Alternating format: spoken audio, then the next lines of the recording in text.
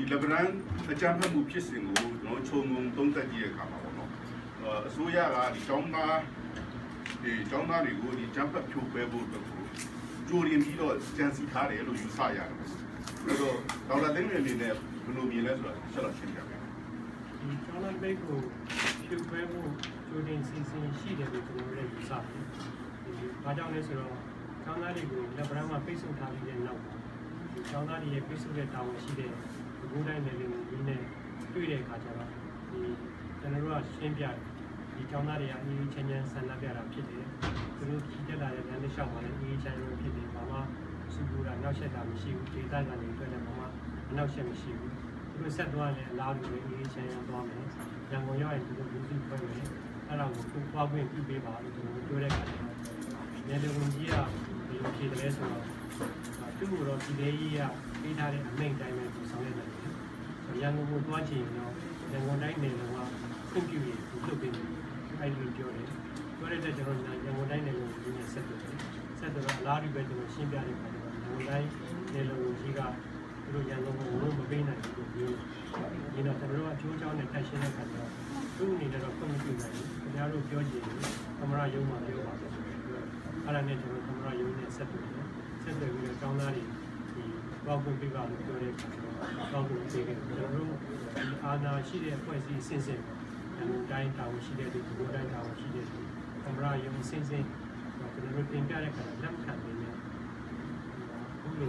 ဒီကျောင်းသားတွေချမ်းဖက်ဖန်ဆီးတာလူတွေကဒီကျောင်းသားတွေဖြိုခွဲလိုက်လို့ဆိုပြီးပြင်ဆင်ထားမှုရှိတယ်လို့ကျွန်တော်ဆောက်တယ်ဟုတ်ကဲ့ဆိုတော့အခုကျွန်တော်တို့ဒီအခုလက်ဗရန်ဒီဖြစ်စမှာပေါ့နော်ဒီမိုကရေစီဒီပညာရေးတပိတ်စစ်ကြောင်းနဲ့ပတ်သက်ဆက်နေပြီးတော့ကျွန်တော်လက်ဗရန်နဲ့တခြားဒေသတွေမှာဖန်ဆီးခံရတဲ့ဒီကျွန်တော်ကျောင်းသားတွေလွတ်မြောက်ရေးအတွက်ကိုအင်းင်းမိအားပါဝင်ပေါ့နော်တခြားအဖွဲ့အစည်းတွေကဘယ်လိုဆက်လက်ဆောင်ရွက်မှုရှိတယ်ဆိုတာဆက်လက်ရှင်းပြပါကျွန်တော်တို့အင်းင်းမိအားရဲ့ကျန်တဲ့ကျောင်းသားသမဂ္ဂတွေကျွန်တော်တို့ဒီရှင်းနေပြကိုရင်းနဲ့ဆက်တွေ့ပြီးတော့ကျောင်းသားတွေဘက်ကဥပဒေကျောင်းရအကာကိုရဖို့ကျွန်တော်တို့ဆောင်ရွက်တယ်ဒီဥပဒေကျောင်းရအကာကိုရဖို့နေရာကျောင်းသားတွေကိုစတဲ့ဥစ္စာမှာဖန်တိုင်လို့ဆိုတော့ကိုယ်ကလည်းထောက်ပြပါတယ်ဒီစတဲ့ကကျွန်တော်၄ဝန်တိုင်းဆွေးနွေးမှုတည်းကလေးကဒီကျွန်တော်ချူတင်သဘောတူညီချက်မှာဘေးမှာဆန္ဒပြတဲ့ကျောင်းသားတွေကဒီအားပေးကူညီတဲ့လူတွေတော့ဖန်ဆီးခြင်းရေးယူခြင်းမရှိပါဘူးဆိုတော့အဲ့ဒါကိုကျွန်တော်တို့ကရှင်းနေတယ်အကျိုးကြောင်းနဲ့ရှင်းပြတယ်အထောက်ထားတွေလည်းပြတယ်ဥပဒေကြောင်းရကျွန်တော်တို့လွတ်မြောက်ဖို့အတွက်ဒီနေ့ရနဲ့ကျောင်းသားသမဂ္ဂတွေရှင်းနေကြကိုရင်းနဲ့ဆက်ပြီးဆောင်ရွက်ပါဘက်ကလည်းကျွန်တော်ဒီနေ့ရဆောင်ရွက်ရရှိဟုတ်ကဲ့နောက်ဆုံးကျွန်တော်ဒီလွတ်တော်ကပေါ့နော်ပြင်ဆင်ဖြတ်တောက်ပြီးတော့အတည်ပြုထားတဲ့ဒီပညာရေးဥပဒေနဲ့ကျောင်းသားတွေတောင်းဆိုထားတဲ့ဒီပြုပြင်ပြောင်းလဲဖို့တောင်းဆိုထားတဲ့ပညာရေးဥပဒေနဲ့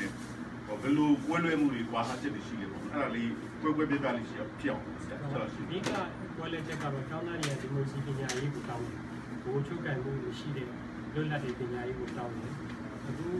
ဒီလေးခွန်းဆိုင်မှာသဘောတရားတွေနဲ့လွတ်တော်နည်းရမှာပြန်ပြင်လိုက်တဲ့အခါကျတော့မူလဒီမိုစီနှစ်တာဖြစ်တယ်ပညာလွတ်လပ်ခွင့်မရှိဘဲနဲ့ချုပ်ကန်တဲ့ပညာရေးစနစ်တွေဖြစ်နေတယ်ဆိုတွေ့တယ်ဒီကျောင်းသားတွေရဲ့တမကလွတ်လပ်စာဖွဲ့စည်းဖို့လေးခွန်းဆိုင်မှာသဘောတူနေတယ်ဒီလွတ်တော်ရဲ့ရောက်တဲ့အခါကျတော့စီမင်းစည်းကမ်းများနဲ့ဖွဲ့စည်းတဲ့ဆိုတဲ့အခါဖြစ်လာတယ်ကျောင်းသားတွေတောင်းဆိုတဲ့ကိုယ်လည်းတွေ့တယ်ဘာနာဘတ်ဂျက်အရာပညာရေးသုံးစိနဲ့ပတ်သက်လို့လည်းပညာရေးသုံးစိကိုတိုးမြင့်မှုဆရာမှုတိုးမှုလေးခွင့်ဆိုင်မှာသဘောတူခဲ့တယ်လွတ်တော်မှာဒီပြတဲ့အခါကျတော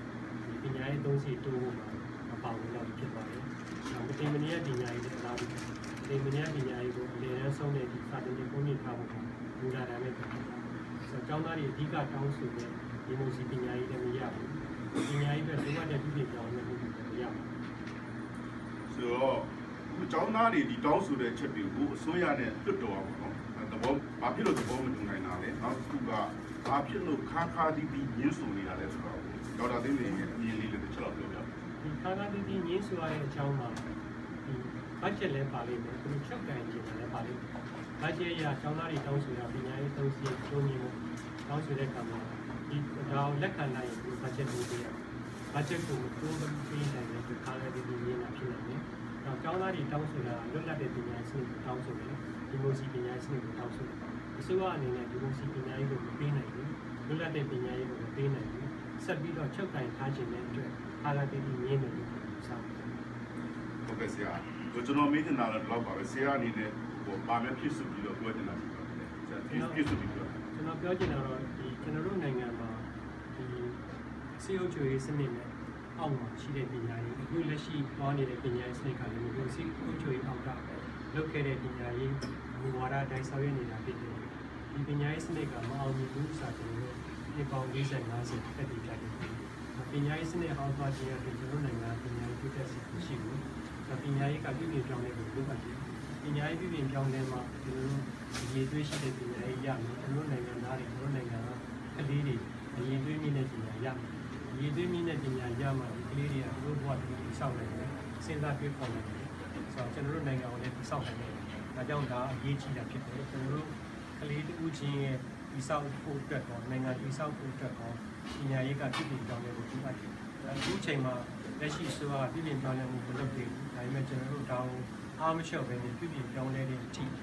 ဆက်လက်ဆောင်ရွက်သွားဖို့လိုပါတယ်ကျေးဇူးတင်ပါတယ်